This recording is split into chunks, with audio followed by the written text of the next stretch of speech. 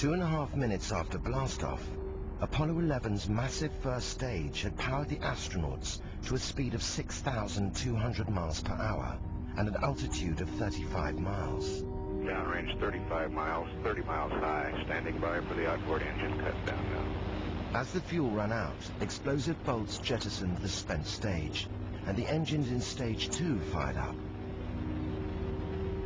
Station. Indication. The huge rocket, racing skywards with the astronauts on board, was being flown from the ground by Mission Control in Houston, Texas. But Mission Control was not as high-tech as it looked. The console we sat at had lights on it, small indicator lights, that would mirror switch positions in the spacecraft, and we were monitoring what the crew did to the computer, and we could see what the computer saw. And actually, the computer screens that we looked at in our consoles of Mission Control weren't computer screens at all. They were televisions.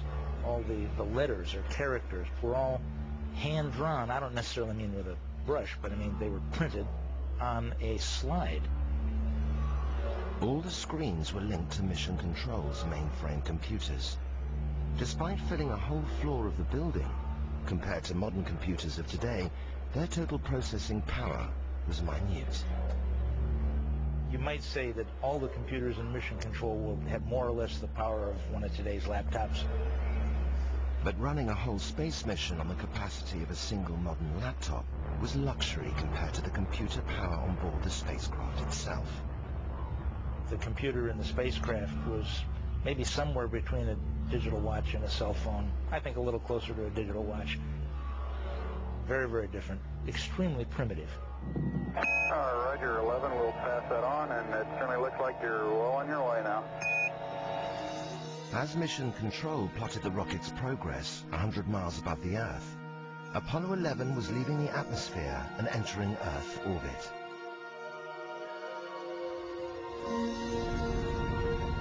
The crew now jettisoned the final stage of the rocket to prepare for the 260,000-mile journey to the moon. Apollo 11, over. Go ahead, 11.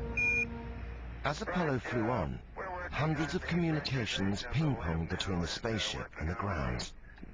Failing to comprehend just one message could spell disaster.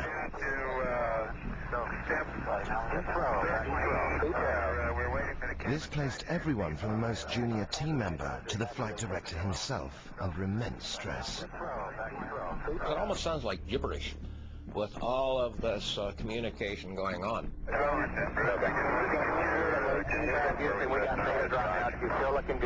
Normally in Mission Control, I would listen to 5 to 7 communications simultaneously.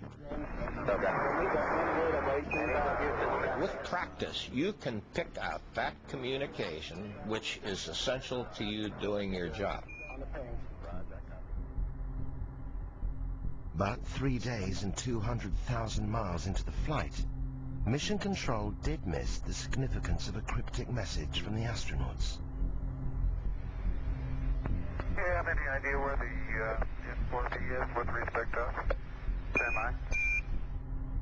The crew required information on the current position of the S4B, the final stage of the rocket which had been jettisoned away 2 days earlier. This short message hid an extraordinary turn of events. Apollo 11 wasn't alone in space. There was something out there that was close enough to be observed, and what could it be? Traveling alongside Apollo 11 was a mysterious object, like this one filmed on a later mission. If the object wasn't part of Apollo's rocket, it could be only one thing: a UFO. Mike decided he thought he could see it in the telescope, and he was able to do that. And when it was in one position, that had a series of ellipses. But when you made it real sharp, it was sort of L-shaped. That didn't tell us very much. NASA knew very little about the object reported by the Apollo 11 crew. It was obviously an unidentified flying object, but such objects were not uncommon, and the history of even Earth orbit space flights going back over the previous years indicated that several crews saw objects.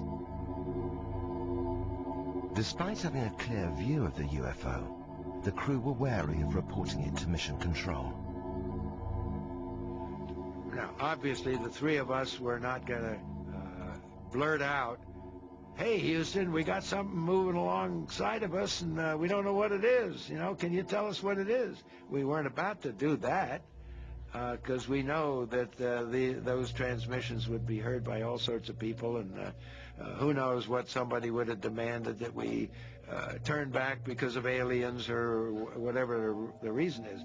So we didn't do that, but we did decide we just cautiously ask Houston how far away was the S4B? Unaware of the drama unfolding in space, Mission Control radioed the position back to Apollo 11. Apollo 11, Houston, the S4B is about 6,000 nautical miles from you now, over.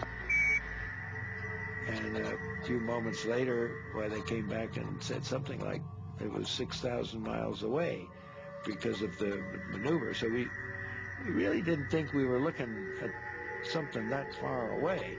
So we decided that after a while of watching it, it was time to go to sleep and not to talk about it anymore until we came back and debriefing. To this day, whatever it was the crew saw has never been positively identified or officially acknowledged.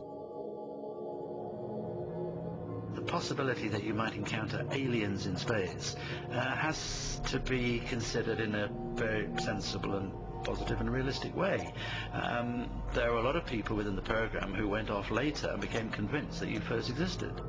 And that led to some concern on NASA's part, where they got the agreement of the crew never to publicly talk about these things for fear of ridicule. After this close encounter, the crew hoped for a good night's sleep, but they were in for a surprise. Another strange event would disturb them, not outside in the vastness of space, but right inside the spacecraft itself. I remembered as I began to make an attempt to go to sleep, and all of a sudden I would see a flash somewhere, and before I could turn or get my eye on